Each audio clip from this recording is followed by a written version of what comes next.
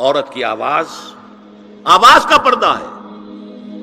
اب دیکھیے کس حد تک نماز میں اس وقت عورتیں بھی شریک ہوتی تھی. اگرچہ حضور نے فرمایا مردوں کی صف بہترین سب سے آگے والی ہے اور سب سے بری صف سب سے پیچھے ہے، کیونکہ اس کے پیچھے پھر عورتوں کی صف ہوتی تھی. اور عورتوں کے لیے سب سے اچھی صف سب سے پچھلی والی ہے اور سب سے بری سب سے آگے والی ہے. سب سے آگے والوں کے سامنے پھر مرد ہوتے تھے، ان کی پشت ہوتی تھی. تو اسی طریقے سے اگر غلطی کی ہے تو مرد جو ہے کہے گا سبحان اللہ. امام سے غلطی ہو گئی ہے، مرد کیا کہے گا؟ سبحان اللہ. عورت کیا کرے گی؟ اپنے ایک ہاتھ کے پشت پر اپنا ہاتھ مارے گی، اپنی آواز نہیں نکالنی. آواز کا پردہ، چھونے کا پردہ یہاں تک ہے کہ حضور نے کبھی کسی عورت سے ہاتھ نہیں ملایا. اور آپ جب بیعت بھی لیتے تھے تو بس زبانی الفاظ کہلوائے اور کہا ٹھیک ہے بیعت ہو گئی. یا ایک کپڑا پکڑا، اس کا ایک سرا اپنے ہاتھ میں دوسرا سرا اس خاتون کے ہاتھ میں. یا ایک تشت کے اندر پانی بھرا، اس میں ایک طرف اس نے انگلیاں ڈال لی اور ایک طرف حضور کی انگلیاں. لیکن مسافر لا اسافر النساء، ایک دفعہ ہوا بھی کہ بعض خواتین نے جب بیعت کی ہے تو پھر انہوں نے ہاتھ آگے بڑھایا مسافر کے لیے. حضور نے فرمایا انی لا اسافر النساء، میں عورتوں سے مسافرہ نہیں کرتا.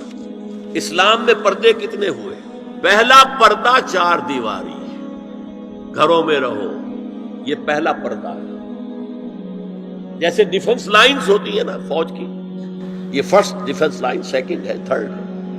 پہلی کو عبور کر کے کوئی آ جائے تو سیکنڈ ہے، سیکنڈ سے گزرے تو نہیں. پہلا پردہ 4 دیواری،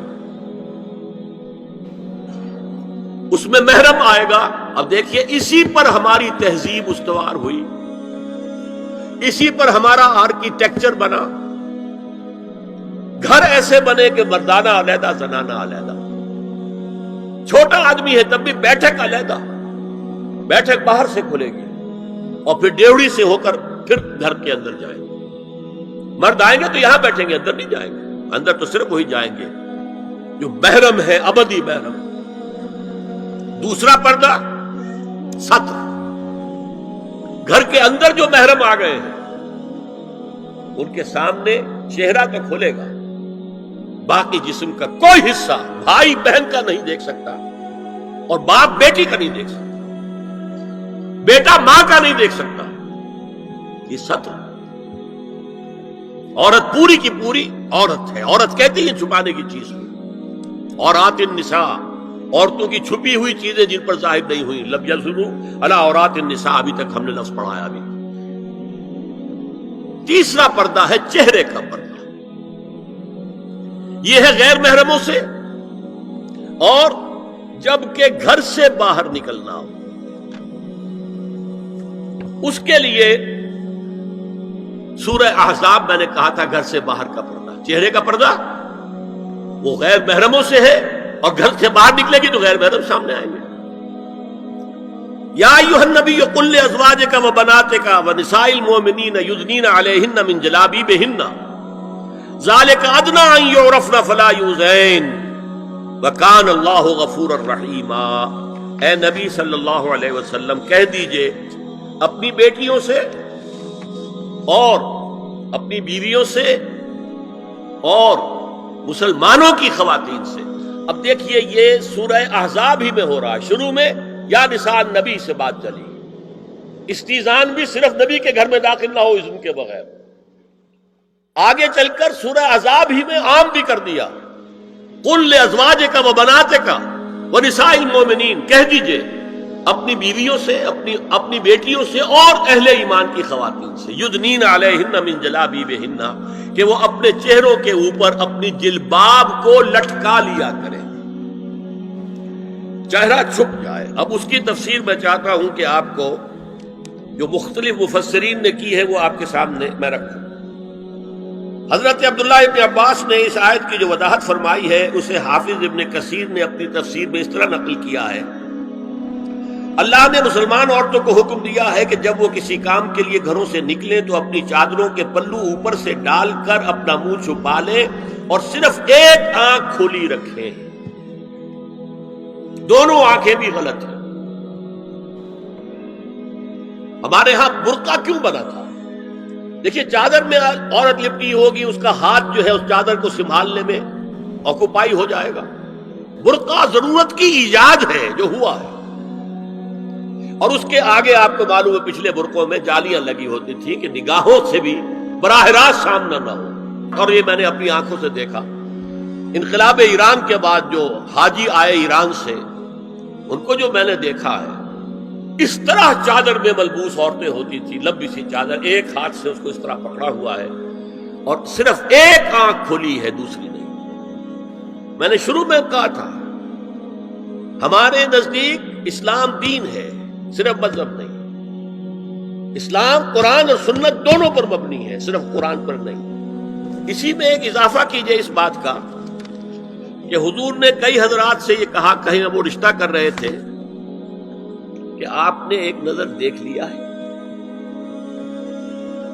اب اگر یہ ایک نظر دیکھنا اس کی اتنی اہمیت ہے تو اس کا کیا مطلب ہے؟ اگر تو صورتحال یہ ہوتی کہ ہر وقت چہرہ کھلا ہے، آ رہے جا رہے، تو ایک نظر دیکھنے کی کیا ضرورت ہے؟ وہ تو دیکھا دکھایا ہے۔ زمانہ آیا ہے بے حجابی کا، عام دیدار یار ہوگا۔ سکوت تھا پردہ دار جس کا، وہ راز اب آشکار ہوگا۔ تو ظاہر بات ہے وہاں پردہ ہو گیا تھا، تبھی تو تھا نا کہ ایک نظر دیکھ لو۔ آپ نے پوچھا ایک صحابی سے کہ رشتہ کہاں کیا؟ وہاں کیا ہے، تم نے ایک نظر دیکھ لیا ہے؟